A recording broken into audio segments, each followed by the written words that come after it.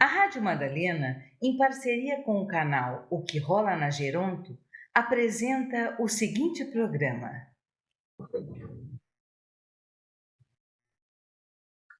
Olá, aqui é o canal O Que Rola na Geronto. Estamos a Marília, vocês já me conhecem, o Carlos Lima e o Sérgio Pascoal. Faltou a Ieda Duarte, que hoje tem um compromisso pessoal e não pôde estar conosco. E nós escolhemos para falar sobre um assunto extremamente importante, não só para as pessoas idosas, para todos nós que somos humanos. Estranhou? Não. Hoje nós vamos falar sobre direitos humanos. Nós ainda estamos no mês de dezembro, só para nós localizarmos, se você vai nos escutar tão próximo, hoje é dia 13 de dezembro. E no dia 10, bem recente, nós tivemos o Dia Internacional dos Direitos Humanos. Por isso que nós pautamos nesta conversa hoje relembrar direitos humanos. Mas por que dia 10 de dezembro as Nações Unidas, a ONU, resolveu dizer que é o Dia Internacional dos Direitos Humanos? E para a gente falar dessa data, nós temos que remeter a um passado não muito distante nosso, Segunda Guerra Mundial, um período tristíssimo na história da humanidade. Muitas pessoas morreram, mais de 13 milhões de pessoas perderam suas vidas na Segunda Guerra Mundial. Depois que terminou a guerra, os povos, as nações, reuniram, criaram inclusive as Nações Unidas e um conjunto de especialistas reuniu os direitos das pessoas, os direitos humanos. E este dia se concretizou no dia 10 de novembro, quando países do mundo praticamente inteiro assinaram o compromisso de proteger o direito humano, os direitos humanos. E aqui eu quero já fazer um comentário. Nós nunca falamos direito humano, mas são direitos humanos. É sempre no plural. Inclusive, os direitos humanos, um dos princípios é que eles são indissociáveis, ou quer dizer, um direito humano não pode, a totalidade dos direitos humanos não pode ser cumprida se um deles não estiver sendo obedecido. Então, se eu não tenho liberdade, o outro direito humano, que é a dignidade, não se concretiza. Por isso que eles são interligados, eles são múltiplos e eles se concretizam na prática. Bem, então, falando da importância deste dia, desta data, e eu só queria lembrar para vocês a tradução. O que quer dizer direitos humanos? São definidos direitos humanos aqueles direitos assegurados a todos os seres humanos, como, por exemplo, não vou dizer todos, mas você vai lembrar, direito à vida, direito à liberdade, à dignidade, a defesa pessoal, a segurança, a saúde, são outros exemplos, são alguns dos exemplos disso. E os direitos humanos, eles são destinados a todas as pessoas, independente da sua nacionalidade. Portanto, o que nos torna parte dos direitos humanos é que nós somos pessoas humanas. Não sei se ajuda você a pensar, mas é isso que nós queríamos que você pensasse sobre os direitos humanos. Só para lembrar que foram mais de 50 países assinaram lá na França, em Paris, a Declaração Universal dos Direitos Humanos. Vale a pena você pesquisar, procurar e relembrar e ver este documento, que ele é extremamente precioso. É tão precioso que a Constituição Federal do Brasil, ela se fundamenta nos direitos humanos. Todos os direitos que estão assegurados na Declaração Universal dos Direitos Humanos, elas estão também repetidos na nossa Carta Magna, que é a Constituição Federal, e nós estamos ainda, felizmente, sob a vigência da Constituição Federal, aquela chamada de cidadã de 1988. Bem, fiz uma rápida introdução, porque falar de direitos humanos, para mim, que sou assistente social, é um assunto extremamente importante e nós somos defensores dele. E o Sérgio quer falar. Vamos lá, vamos ver o Um Sérgio. minutinho. Não, eu queria, Marília, enfatizar uma coisa. Nós estamos há 73 anos da promulgação da Declaração Universal dos Direitos Humanos e é importantíssimo, 73 anos depois, a gente tem de batalhar, tem de divulgar, tem de dizer, tem de enfatizar que eles são importantes, que eles merecem, todos os seres humanos merecem ser tratados como pessoas dignas de direito e de respeito. Então, é muito importante. Apesar de 73 anos, nós estamos aqui na luta para que esses direitos humanos sejam para todos, porque tem milhões de pessoas que não têm nenhum direito humano atualmente. Ô Sérgio, só para complementar, que a gente precisa falar deles todo dia. A gente precisava ter uma camiseta escrita sim aos direitos humanos. Eu defendo os direitos humanos, não é? Porque, como você bem disse, já se passaram por 1948. E a gente ainda precisa lembrar que os direitos humanos são destinados a todas as pessoas humanas, independente da nacionalidade, olha que legal, do sexo, né, da etnia, da religião, da língua, da opinião política ou qualquer outro critério. Então, quando eu penso nisso, estou pensando em mundo agora, né? Então, uma pessoa que mora lá na África do Sul, e a gente tem uma história recente de violação aos direitos humanos na África do Sul, quando, né, tinha um regime de apartheid, que esse é contrário aos direitos humanos. Quando eu penso num país lá do norte da África, quando eu penso lá nos Estados Unidos, quando eu penso em qualquer país da América Latina, esses direitos que foram assinados pelas nações, inclusive o Brasil, esta é muito importante. É isso que nós queríamos introduzir. E aí, Carlos, você tem algum comentário sobre direitos humanos? Sim, então, tanto você como o Sérgio já falaram, né, e repetiram algumas vezes, né, que direitos humanos é para todas as pessoas, né?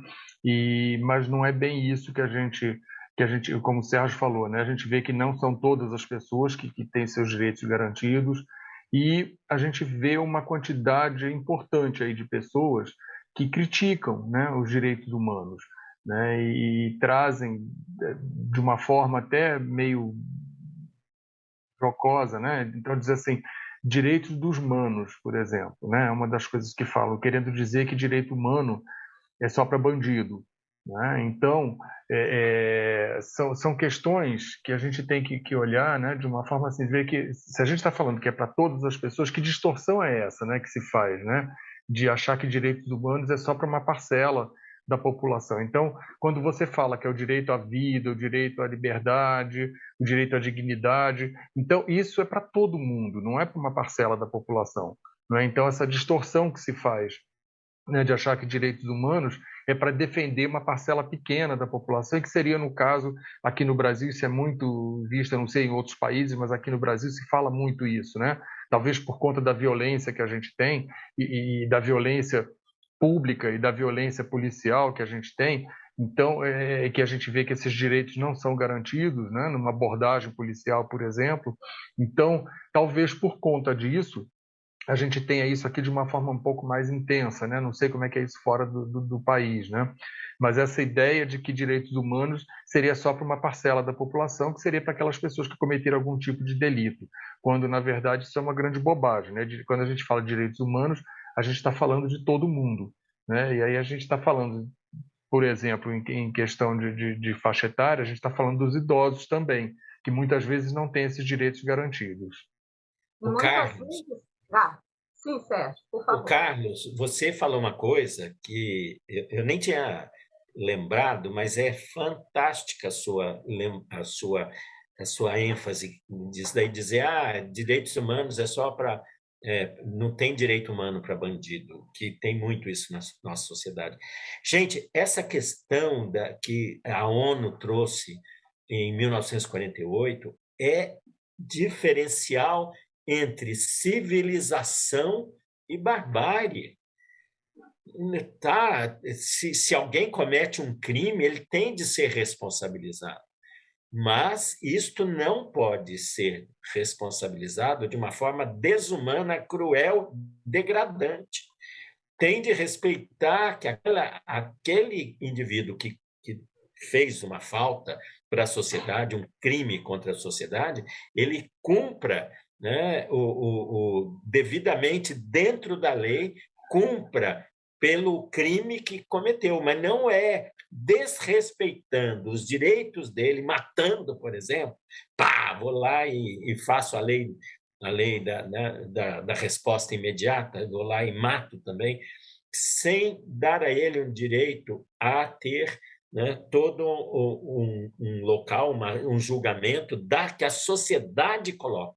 Então, é uma diferença entre barbárie e civilização.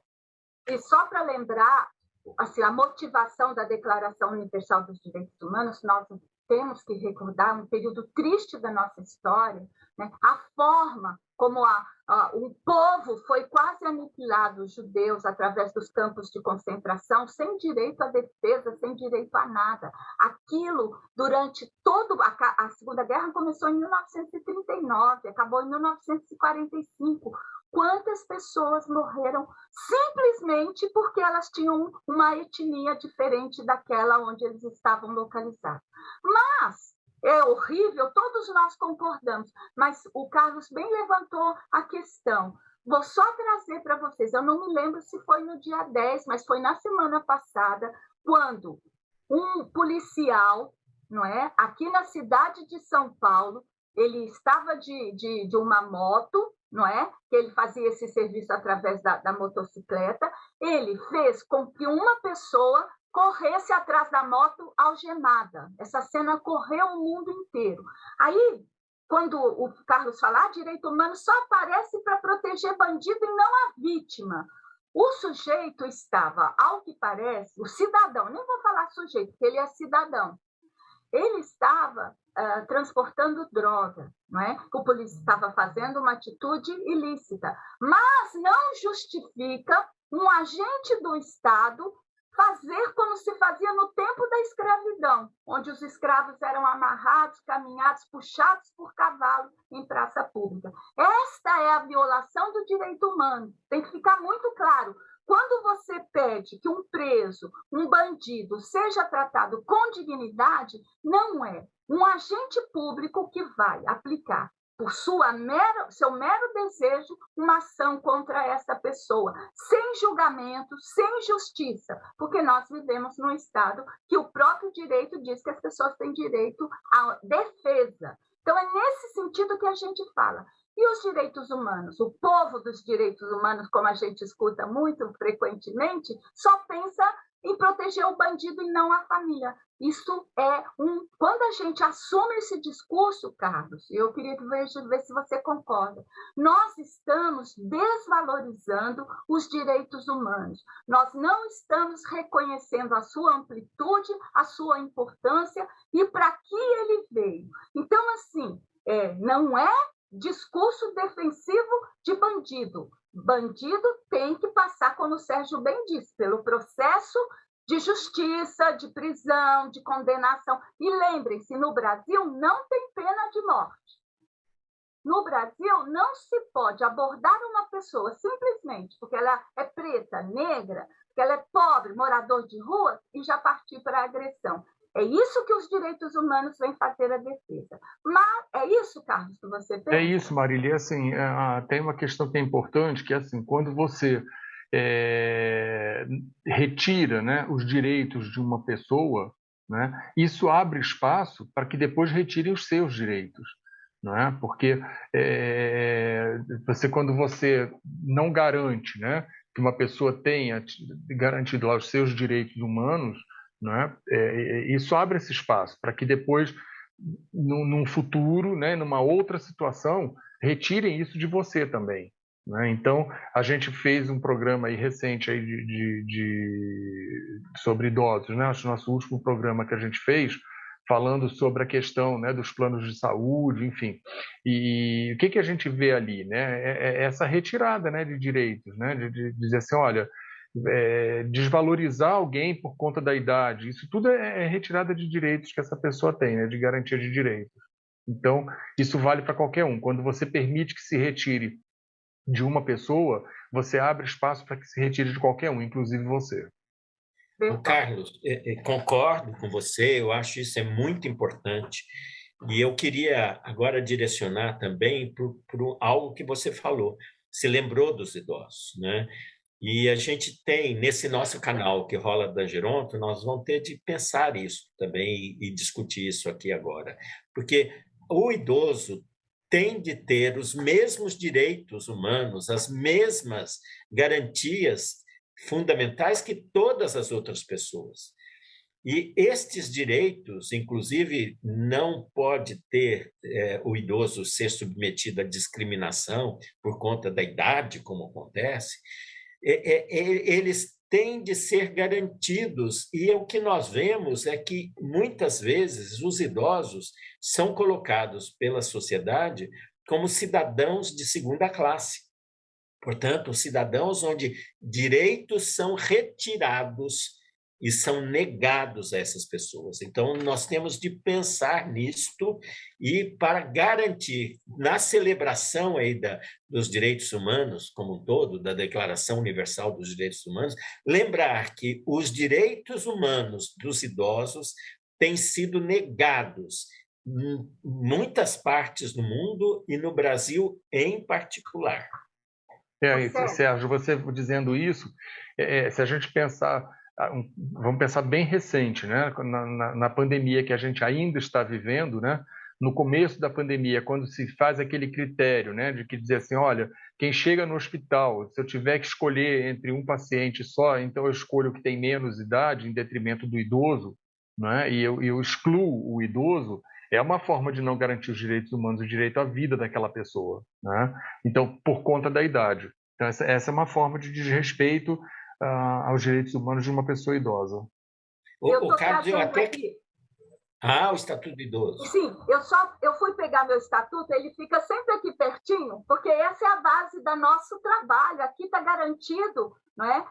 Os direitos. No título 2, só para lembrar que vocês sabem, está falando dos direitos fundamentais. Quais são eles? Direito à vida, à liberdade, ao respeito e à dignidade, direito ao alimento, à saúde, né? Direito à educação, cultura, lazer, direito à assistência social, né? Direito à previdência social, à habitação, transporte. Então, são esses direitos que estão assegurados no Estatuto do Idoso. E eu só queria introduzir que esse nosso Estatuto do Idoso, ele tem como base a Constituição Federal, que, por sua vez, também está vinculada aos direitos internacionais, aos direitos humanos, que vem assegurar. Mas, entre estar aqui e ser prática, tem uma distância muito grande, infelizmente. E como nós... Quer falar, Sérgio? Acaba. Então, e como nós trabalhamos com essa diversidade da questão do envelhecimento, e particularmente trabalho com violência, a não efetivação dos direitos humanos da pessoa idosa se manifesta na violência contra a pessoa idosa, que, por sua vez, ela passa desde a violência doméstica, familiar, passa pela violência urbana da sociedade, passa pela violência do Estado, não é? E muitas vezes do próprio idoso para com o outro idoso também. Então, a defesa, o objetivo dessa nossa conversa é valorizar os direitos humanos e incluir nessa luta pela sua continuidade, pela sua efetivação, as pessoas idosas. É isso que não podemos perder de vista. Sim, Marília, eu queria exatamente lembrar, você já começou a mostrar, né, o Carlos falou, você já começou a mostrar, que na velhice, muitas vezes, ou inúmeras vezes, ou na maior parte das vezes, existe ausência de garantia dos direitos humanos das pessoas idosas, né? Por exemplo, você já citou esta questão da violência, né? A violência contra a pessoa idosa é uma ausência de direitos humanos nessa hora. Mas eu queria citar algumas outras, né? Que não deixam de ser violência também. Por exemplo, quando eu não tenho políticas públicas ou políticas da sociedade que deem conta das demandas e necessidades dos idosos. Até por aquilo que eu falei, são cidadãos de segunda classe, vem esses caras aí, e a própria sociedade não se organiza para dar conta de todas as necessidades e demandas que essa população vai apresentando, lembrando a todos que, principalmente aqueles muito idosos, os octogenários, os nonagenários, eles vão ter mais dificuldades de viver nessa sociedade, e se nós não garantirmos uma sociedade para todas as idades, nós estaremos negando muitos dos direitos dessas pessoas. Mas eu vou lembrar outras coisas. Por exemplo, várias instituições de longa permanência aqui no Brasil são instituições que é impressionante, na verdade, é verdadeiros depósitos de velhos. Nós estamos aqui, a gente mudou a denominação para não dizer mais asilo, porque asilo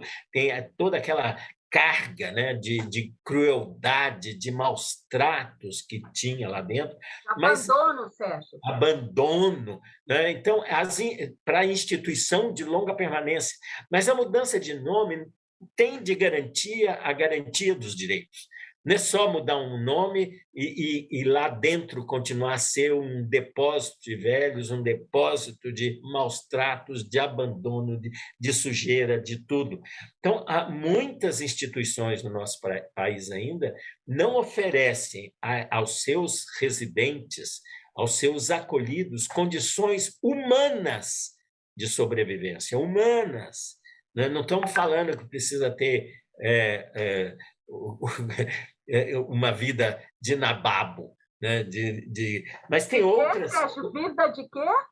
Nababo, Marajá. Amor. Por exemplo, quando nós temos uma aposentadoria ou falta de aposentadoria para garantir um nível de vida, um padrão mínimo de vida, e muitos dos nossos idosos, né, estão na pobreza, passam fome, tá certo? E, portanto, isto não é garantia do direito, inclusive, à vida, porque quem está passando necessidade logo tem mais chance de morrer. O Carlos já lembrou, a Marília também, a questão do idadismo, né, que apareceu tanto e ficou tão claro no início dessa pandemia, mas a discriminação por idade, ela é muito presente em nossa sociedade, muito presente. Isto é uma ausência de direitos humanos aqui no Brasil, né? Então, nós temos várias, e Marília já falou da violência, né? Nós temos várias condições ainda no Brasil que fazem com que os idosos não tenham garantidos 73 anos depois da promulgação, né, da Carta dos Direitos Humanos, não tenham garantidos os seus direitos humanos aqui nesse país.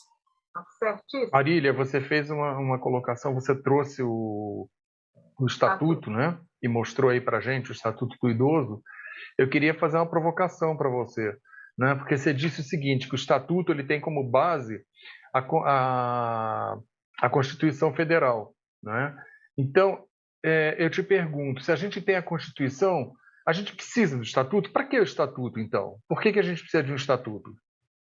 Por que a gente precisa de Estatuto da Criança? Por que a gente precisa de uma pessoa com deficiência? Porque, infelizmente, o nosso discurso teórico, o nosso sistema de proteção legal, oficial, é muito distante ainda do que nós temos no Brasil real. Então, os grupos se organizam para garantir, para particularizar aqueles seus direitos. se a gente vivesse numa democracia onde se respeitasse aquilo que nós mesmos acreditamos, não precisaria ter estatuto de criança, de adolescente, de idoso, de pessoa com deficiência e outros segmentos. Entende do que eu estou falando? Porque nós próprios, que somos humanos, que temos todos os direitos humanos assegurados, a vida, por exemplo, a liberdade, não vivemos num país livre e nem somos livres em todas as circunstâncias. Vamos pegar Isso começa no pequeno, né? Isso começa no pequeno, né? Porque, veja, se a gente tivesse uma educação desde criança, que eu até tive, né? Quando eu era criança eu tive essa educação, né? De que entra um idoso no ônibus, você se levanta para ele sentar, eu não precisaria ter um banco de prioridade para idoso, não é? Se as pessoas tivessem esse respeito, né, essa educação, a gente não precisaria ter isso. Então, quer dizer, é no pequeno que começa, né? É no individual que começa. Sabe o que passa na cabeça de quem vê um idoso entrando, por exemplo, às 8 horas, 9 horas da manhã no transporte coletivo? O que esse velho está fazendo no ônibus a esta hora? Ou seja, aquela construção social de que velho não serve mais para nada, que velho é incômodo, ele bebeu aquilo, ele introjetou aquilo e ele expressa. Por isso que eu não vou dar lugar de velha no asilo. Está claro isso? Então, não houve um processo de reconhecer que como o Sérgio acabou de falar, uma sociedade para todas as idades. Não. O sistema capitalista nos ensina que a sociedade é para quem produz. Na cabeça das pessoas, velho não produz, portanto, ele está no lugar errado na hora errada. Sim, Sérgio. Mas, Marília, falando um pouquinho mais dessa provocação do Carlos, né? Eu vou lembrar quando veio o Estatuto em 2003. Foi impressionante. Então, estava lá a Declaração dos Direitos Humanos desde 1948. Nós temos a Constituição de 1988, aqui do Brasil, que coloca vários direitos das pessoas, inclusive dos idosos, né? Não especifica explicitamente que aquilo ali é do idoso, porque é para qualquer cidadão, e o idoso é um cidadão, e não é cidadão de segunda classe, não é, né? Pela Constituição, ele é um cidadão pleno. Mas, no entanto, mesmo assim, era necessário que se explicitasse melhor, dizendo especificamente na questão da velhice. E eu me lembro, eu estava lá nas políticas públicas, Marília se lembra, Carlos, vocês também estavam, como o estatuto mudou até o ânimo dos idosos naquela época, porque eu me lembro que muita gente ficava com o estatuto na mão, né? Ia lá reivindicar, né? Aqui, ó, tá aqui. Eu não sei se era muito engraçado. Eles chegavam lá na secretaria, por exemplo, aqui, ó, vocês não estão garantindo, está aqui no estatuto. Quer dizer, isto foi de fato o estatuto do idoso por personificar o direito para o idoso, né? Especificar os direitos que os idosos tinham, deu nome aos direitos que já estavam lá, mas ele deu nome, ele possibilitou um empoderamento dos idosos. Foi uma coisa impressionante. Então, ele foi muito importante, é muito importante ainda o Estatuto, para mostrar para a sociedade que esta esta faixa etária, ela é fundamental. Ela também tem direitos, ela também é cidadã. Então, os idosos se apoderaram do Estatuto para melhorar a reivindicação que eles tinham agora dos próprios direitos, que muitas vezes nem sabiam que tinham. E a categoria social, sim, Sérgio, também, porque além de ser uma faixa etária, porque também tem uma causa, também tem um objetivo, no caso de cada vez mais contemplar os direitos que estão assegurados aqui e aqueles que não estão postos, ainda não estão efetivados. Mas, já indo para o final da nossa conversa, nós temos um instrumento, além do Estatuto do Idoso, da Constituição Federal, que é um documento que foi assinado em 15 de junho de 2015, em Washington, nos Estados Unidos, pela OEA, que é a Organização dos Estados Americanos, não é? que se chama, né, a Declaração Interamericana de Proteção aos Direitos da Pessoa Idosa. É um nome grande, mas quer dizer isso. É uma convenção, é um compromisso dos países, no caso, todos esses que fazem parte das Américas, lá de cima para baixo, que assumiram o compromisso de proteger, reafirmar os direitos humanos das pessoas idosas. Detalhe, nós estamos desde 2000... o Brasil foi o primeiro a assinar este documento. E desde 2015, todos nós que trabalhamos com a causa do envelhecimento, nós temos feito pressão ao Brasil, como Estado, para que ele ratifique esta declaração da OEA, essa Declaração Interamericana dos Direitos da Pessoa Idosa. Infelizmente, o Brasil fez bonito, porque foi o primeiro que assinou, mas não ratificou. E quando o documento não é ratificado, é um processo que nasce no Congresso, e antes de entrarmos aqui, eu vi que a última movimentação foi no ano de 2020, para que o Brasil possa ratificar. Quando ratifica este documento, ele está se responsabilizando pelos Estados americanos que vai cumprir esse documento. Argentina... Compromisso, né? O compromisso. O Brasil não assinou, gente, com a população que nós temos de pessoas idosas. Falta vontade política neste compromisso. Então, eu queria chamar a sua atenção. Este documento é maravilhoso. O Sérgio, não sei se ele está com ele aberto aí, e quer destacar sobre a primeira parte, e vocês vão ver. Precisamos saber o que temos que nos defende, gente, porque só desse jeito nós vamos em frente. Porque se eu desconheço o direito que eu tenho, eu deixo ele passar. Eu não a Constituição Federal, muita gente fala, viu, o Carlos também, assim, é bonito só no papel, pois este documento se efetiva quando eu falo, mas está lá no Estatuto do Idoso, artigo 1º, página tal. Isto faz com que o direito se cumpra, que ele exerça e que ele aconteça.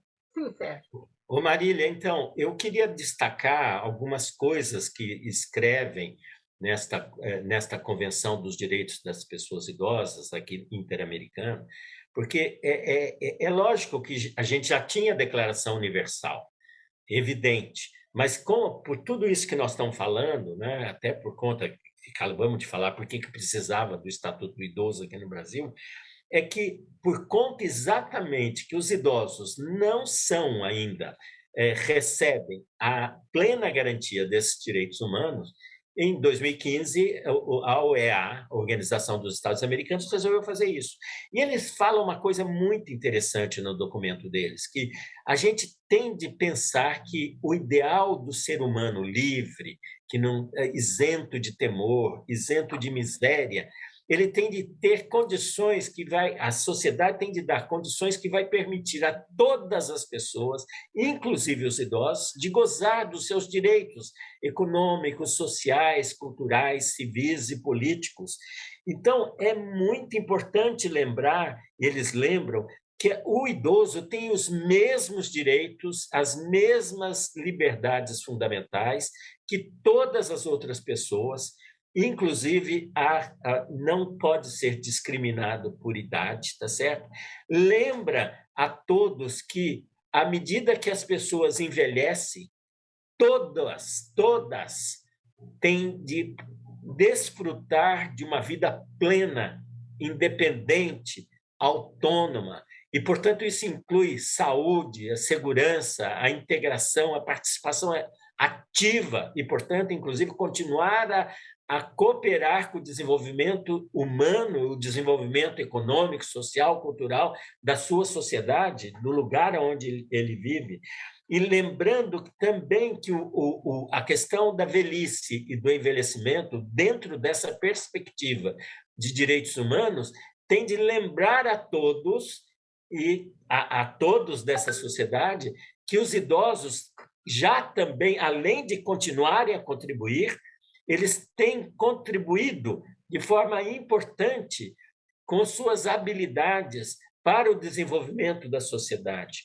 Então, é muito importante que o Brasil assine não é assine, convenção, ratifique a convenção, isso mesmo. Ratifique, porque não adianta só assinar, porque para entrar em vigor uma convenção dessas para todas as pessoas idosas, o país tem de ratificar, e o Brasil ainda não fez. Tá bom. Olha, com tudo que você ouviu, não é? Nós viemos aqui com o único propósito de valorizar a Declaração Universal dos Direitos Humanos, convidar você a pensar conosco sobre esse documento, que não é só um documento, mas é um compromisso das nações em prol de nós, como pessoas humanas, e, sobretudo, a nossa causa, né, a que nós trabalhamos, que é a velhice e o envelhecimento. Eu vou terminar em nome do grupo aqui, e eu gosto muito dessa frase, que diz assim: envelhecer e viver a velhice com dignidade é um direito humano fundamental. Não vamos nos esquecer disso e vamos em frente. Muito obrigada pela sua atenção. Te convido a sempre dar um retorno para nós, põe um joinha, né? Assim, divulga o canal. Nós estamos aumentando bem o nosso número de pessoas que estão conosco, e é isso com você, que nos vê frequentemente, nos escuta, e o nosso propósito é esse. Já está chegando o Natal, estamos nos animando, um ano diferente, mas é muito bom estar aqui com vocês. Até mais, eu me despeço aqui, Carlos queira despedir, em seguida o Sérgio, e assim nós terminamos hoje a gravação do nosso canal, O que Rola na Geronto. Isso, me despedindo, dizendo, né, lembrar sempre, né, que direitos humanos é para todos, inclusive idosos. Eu também, Carlos, quero corroborar isso e dizer: a sociedade é para todas as idades, e os idosos não podem estar fora da sociedade e não podem estar fora dos direitos humanos, têm de ser assegurados para todos os idosos também. Obrigado. Tchau.